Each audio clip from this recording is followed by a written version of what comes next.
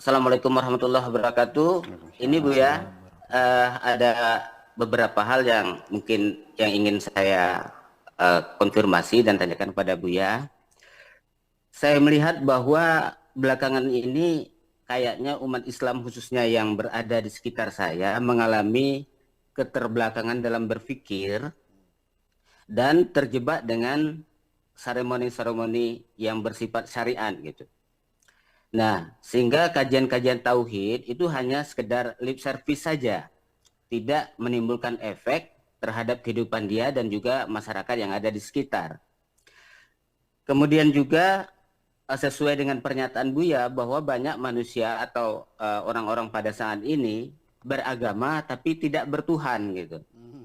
Nah, hubungan dengan kajian pada hari ini, penyerahan diri kepada Tuhan, tentu kita sebagai manusia yang ingin menyerahkan diri kepada Tuhan tentu harus tahu dulu Bu ya, Tuhan itu siapa, yang disebut Allah itu siapa.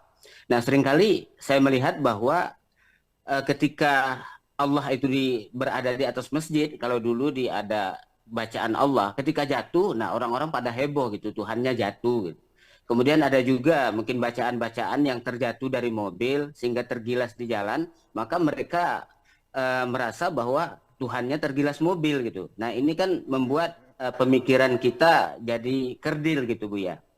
Nah, ini juga sehubungan dengan kajian hati karena bagaimanapun juga pengenalan Tuhan tidak lepas dari kajian-kajian hati yang seperti saya mengikuti kajian Buya beberapa atau kajian-kajian sebelumnya.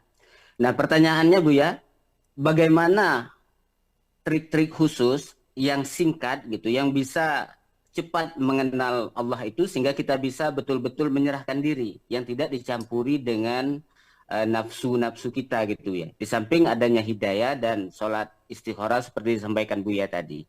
Karena kalau kita melihat sekarang itu bahwa orang-orang milenial ini dia sukanya agak instan gitu, agak cepat. Tapi kalau berguru sampai seperti tarekat itu 20 tahun, 30 tahun, ujung-ujungnya juga ya dapatnya ya wali dalban juga yang apa namanya mursyid dalban juga gitu ya.